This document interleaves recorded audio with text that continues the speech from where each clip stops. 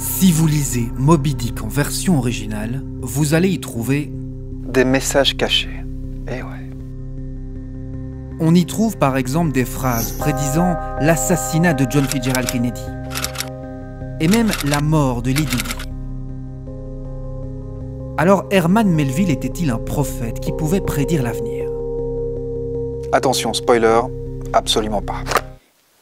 Et ça, on le sait grâce à la théorie de Ramsey. En gros, elle dit que si on a suffisamment de données, il y aura toujours bien un schéma ou un motif pertinent qui finira par émerger. C'est grâce à elle, par exemple, qu'on peut voir des messages cachés dans des livres, des formes dans le ciel, ou même dans notre tasse de café. Donnez-la-moi. Oh! Oh! Vous avez... le Sinistros. Et ça veut dire qu'on est mal barré parce que vu le nombre d'infos qui circulent aujourd'hui, c'est très facile de voir de la signification, du sens là où il n'y en a pas. Alors qu'est-ce qui distingue le vrai du faux, le doute légitime du complot? Eh bien c'est ce qu'on va essayer de comprendre. Pour répondre à toutes ces questions, on est allé voir Olivier Sartenard. Il est diplômé en physique et en philosophie. Il a beaucoup étudié ce qu'on appelle les théories du complot. Et le premier truc qu'il a tenu à nous dire, c'est que les complots, ça existe. Ça a toujours existé, ça existera probablement toujours. Qu'on parle de l'assassinat de Jules César, des attentats du 11 septembre, plus proches de nous, mais inévitablement tout ce qui est complot industriel comme le Dieselgate. C'est un complot interplanétarium, on nous ment. C'est un exemple très simple de théorie du complot auquel on est tous soumis dès qu'on a 3 ans, mais c'est ce fameux exemple de Saint-Nicolas. C'est ce fameux exemple donc, de notre sphère parentale, scolaire et même médiatique qui, quelque part, conspire contre nous pour nous vendre en fait une théorie fausse, à savoir que Saint-Nicolas existerait, que ce serait lui qui apporterait les cadeaux. On est bercé là-dedans depuis notre tendre enfance, avec des intentions qui sont évidemment tout à fait louables derrière. Merci Saint-Nicolas. Il y a un bon endroit où on est tous confrontés à ça, c'est les soupers de famille par exemple. On a tous connu ça, que ce soit dans un souper de famille, que ce soit dans un souper entre amis, sur une terrasse notamment, lorsqu'on refait le monde. Inévitablement, là on peut assez rapidement basculer, mais de manière tout à fait naturelle, de manière tout à fait innocente aussi à certains égards, dans une pensée de type complotiste. Aussitôt par exemple qu'on va dire d'une personnalité politique ou d'un parti politique, ceux-là c'est tous des vendus, par exemple, ou aussitôt que notre équipe favorite au foot se met à perdre, on va dire l'arbitre est un vendu. Ah, c'est incroyable qu'il accorde le pénalty là-dessus. Quel scandale cet arbitrage, c'est invraisemblable. Jamais vu un individu pareil. Il devrait être en prison, pas sur un terrain de football. Et donc ce genre de pensée, de type complotiste, elle est complotiste dans la mesure où, quelque part, on n'a pas vraiment confiance en la vérité de notre théorie. On n'a pas fondé notre théorie complotiste sur des données probantes vraiment, je dirais, légitimes, mais c'est quelque chose qu'on aime bien, qu'on se donne à croire, qu'on aime bien croire, parce qu'elle rentre généralement en accord avec ce qu'on pense. C'est assez naturel, je dirais, cette attitude un peu complotiste, très standard et très innocente. Elle devient plus problématique aussitôt qu'on l'exporte et qu'on la prend plus au sérieux dans des sphères, je dirais, de la vie politique et de l'action citoyenne plus large. Alors justement, quand ce type de raisonnement devient-il problématique? C'est la question qui fâche. Quand passe-t-on du doute au complot? On a posé la question à des experts en la matière. Ils sont psychologues, historiens ou professeurs de sciences politiques. Et tous se sont penchés sur ces fameuses théories du complot. C'est très important de signaler qu'il n'y a pas des gens intelligents qui ont compris le monde d'une part et des imbéciles qui sont dans le complot d'autre part. D'abord, pour une première raison, c'est que les complots existent. Au moment où je vous parle, il y a des complots qui ont lieu, des petits complots, des gros complots dans différents pays. Le complotisme, il apparaît lorsque vous ne voyez plus que des complots, mais que ces complots ne sont pas des complots ciblés, nationaux, régionaux, locaux, mais que ça devient des complots globaux, mondiaux. Et le complotisme apparaît lorsqu'il n'y a plus de démonstration du tout. Je ne dis pas qu'il faut toujours une démonstration, parce que tout n'est pas démontrable, mais le fait d'accumuler sur la table des éléments douteux, ce n'est pas une démonstration. Écoute mon réfléchissement. Le virus, il vient de la Chine, du pangolin. Qui dit pangolin dit pingouin. Qui dit pingouin dit pôle Nord. Qui dit pôle Nord dit Père Noël. Qui dit Père Noël dit Coca-Cola. C'est un coup monté des Américains. Est-ce qu'on est tous prédisposés à un jour devenir complotistes? Pour moi, les mécanismes psychologiques qui interviennent dans le complotisme sont en fait des mécanismes psychologiques dont on est tous victimes. Mais ce qui, au départ, va conditionner, va faire qu'on va mettre tous ces mécanismes en route, c'est ce sentiment viscéral d'injustice et de détresse. Ça, c'est quelque chose qui m'a souvent frappé d'ailleurs quand je rencontre des personnes qui sont dans ce logiciel-là, c'est que souvent ils sont très très en colère. Et en fait, le conspirationnisme donne J'appelle souvent ça de la politisation des affects. C'est-à-dire qu'ils ont un affect et le conspirationnisme donne une espèce de signifiant politique à leurs affects. Dire « Ah mais en fait si t'es mal, si t'es en colère, si tu te sens frustré, ben voilà le coupable. Voilà en fait c'est parce que eux nous manipulent et parce que eux nous mentent. » Et donc il y a comme un soulagement de dire « Ah oui ok, j'ai compris pourquoi je me sentais si mal. » Oui, c'est le cerveau.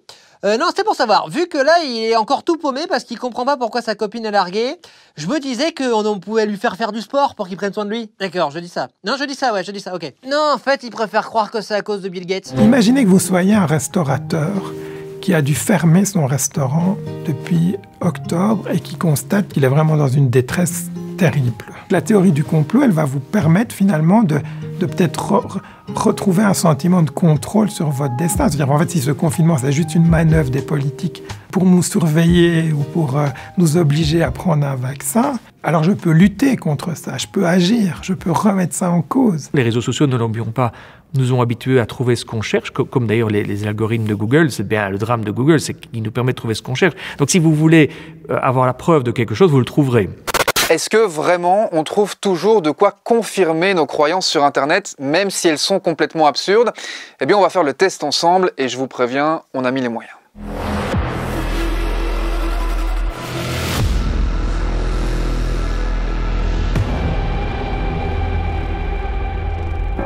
Il était une fois un musicien raté. Toute sa vie, il a voulu égaler son idole Stevie Wonder. Mais il a beau s'entraîner, répéter et re-répéter, rien n'y fait. La gloire lui échappe. Une question le hante. Pourquoi Stevie Wonder a réussi là où lui a échoué? Soudain germe dans son esprit une idée. Et si Stevie Wonder n'était qu'une fraude? Un artiste dont le succès n'est pas dû au talent, mais à un secret profondément enfoui. Jour après jour, nuit après nuit, il enquête sur Internet, il récolte des informations. Et il finit par découvrir la vérité sur Stevie Wonder. Quel secret cache Stevie Wonder derrière ses lunettes noires? Un secret qui lui a permis de vendre des millions d'albums et de côtoyer les plus puissants de ce monde. I'm going to tell you something. I've been spending my whole life with him thinking he can see. Stevie can see. Stevie can see. It's just an act. Et si Stevie Wonder n'était pas vraiment aveugle? Si c'était seulement un argument marketing pour vendre plus de disques? Si les masses médias nous avaient menti depuis le début? Des sources alternatives existent. Stevie Wonder might be a fraud. Des médias indépendants ont mené l'enquête. Et voici ce qu'ils ont trouvé. Des images d'abord, des archives. Stevie Wonder qui prend en photo, oui en photo, Michael Jackson. Hasard? Que dire alors de cette image? Stevie Wonder qui regarde, oui qui regarde un match de basket. Et puis il y a ces témoignages. Ils sont racontés comme des blagues. Mais est-ce vraiment le cas? Stevie walks on stage, walks to me, looks me dead in my eye and says, Anthony, get me to a piano. I was like, Stevie, well hell, if you just walked to me, you could have walked to the piano.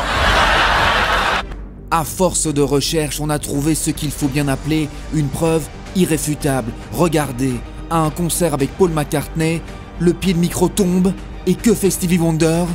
Il le rattrape. Oui, il le rattrape. Come on, man. There's something weird going on. Alors avons-nous été bernés depuis le début? Stevie Wonder est-il vraiment aveugle? Ou est-ce seulement un argument marketing? En tout cas, vous n'entendrez jamais cette question dans les masses médias, et ça devrait déjà vous mettre la puce à l'oreille.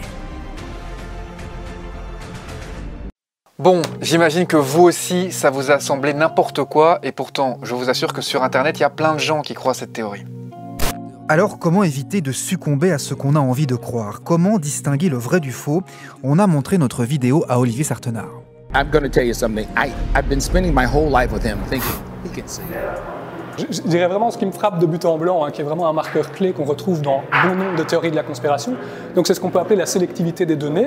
Donc on voit bien ici dans la vidéo qu'il y a vraiment 3 épisodes de la vie de Stevie Wonder qui semblent avoir vraiment été sélectionnés soigneusement, précisément parce qu'ils constituent des données qui sont favorables à la théorie du complot, selon laquelle en fait Stevie Wonder serait voyant contre toute attente. Ce qui est plus surprenant, c'est qu'on ne voit pas apparaître cette multitude de données autres, de tous ces autres contextes de vie, dans lesquels quelque part ce serait plutôt défavorable à la théorie, et celles-ci sont soigneusement ignorées. Et on peut tout à fait imaginer que si on venait à mentionner une de ces données, je prends comme exemple probablement un rapport d'ophtalmologue qui attesterait sur papier qu'en fait Stevie Wonder, depuis la plus petite enfance, est en fait non-voyant, mais probablement, et là les conspirationnistes ont une cartouche vraiment très importante dans leur arsenal, c'est de dire quelque part, cette donnée est défavorable à la théorie, et donc ce qu'ils vont faire, c'est qu'ils vont la rentrer dans la conspiration, c'est-à-dire grosso modo, ils vont dire, mais l'ophtalmologue, il fait partie de la conspiration, il est lui-même en train de mentir et de produire un faux certificat, et ce faisant, et ça c'est vraiment la marque de fabrique, la théorie se protège de toute réfutation possible, ce qui vraiment là est une marque, je dirais, anti-scientifique et anti-enquête rationnelle standard par excellence. Donc on vous a pas convaincu que Stevie Wonder n'était pas aveugle? Non, pas du tout, malheureusement. On termine avec le plus important peut-être, si vous ou l'un de vos proches est tombé dans une théorie du complot, comment en sortir? Eh bien, il y a plusieurs études, on vous mettra les liens en description, qui démontrent que ce sont les anciens complotistes, les complotistes repentis, qui sont les plus à même de déconstruire ces théories. Et ça tombe bien, on en a trouvé un à Paris. Sylvain Cavalier est un youtubeur français. Sur sa chaîne, il déconstruit les théories du complot, un monde qu'il connaît bien puisqu'il en a lui-même fait partie, après avoir vu un documentaire sur les pyramides. Quand on se dit que les égyptologues mentent, que les autorités mentent, rien que sur ça déjà, ça nous fait dire ah tiens, mais si je peux remettre ça en question, sur ce qu'on m'a appris quand j'étais jeune sur les pyramides, ça veut dire que je peux finalement tout remettre en question. Et c'est à partir de là, en fait, ça a été une entrée dans le complotisme par le biais de ce même documentaire sur les pyramides. Et comment est-ce que vous en êtes sorti du coup? Quel a été ce déclic?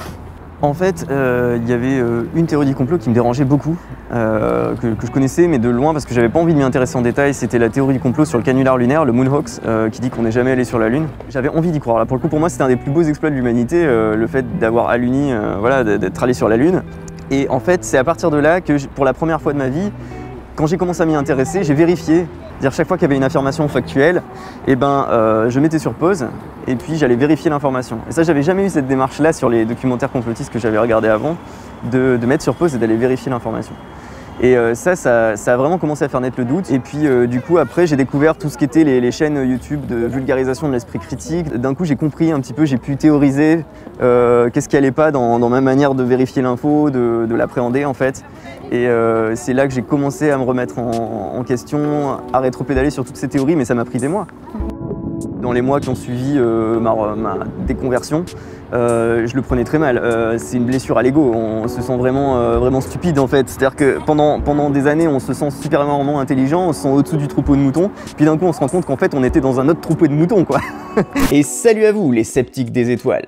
Et si je vous disais que les chercheurs de vérité ont découvert un terrible complot mêlant un bateau coincé au canal de Suez, une explosion de produits chimiques à Beyrouth et Hillary Clinton? Je lance mon micro-cravate. Aujourd'hui, sur sa chaîne YouTube, 1, 2. Sylvain tente de déconstruire les théories du complot. Il fait ce qu'on appelle du débunkage. Dans mes vidéos, il y a une part de fact-checking pure où je vais, à partir de sources, démontrer que quelque chose est factuellement faux. Et puis, il va y avoir une part un petit peu de déduction logique, de raisonnement par rapport à tout ce qui est les biais cognitifs humains, etc., pour comprendre pourquoi on se trompe, pourquoi on a envie de croire à ça alors que c'est faux.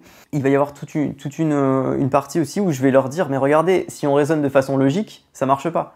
Par exemple, sur le coronavirus, il y a certaines personnes qui défendent à la fois le fait que le virus n'est pas aussi dangereux qu'on nous le dit, et à la fois le fait qu'il a été créé en laboratoire pour faire un génocide.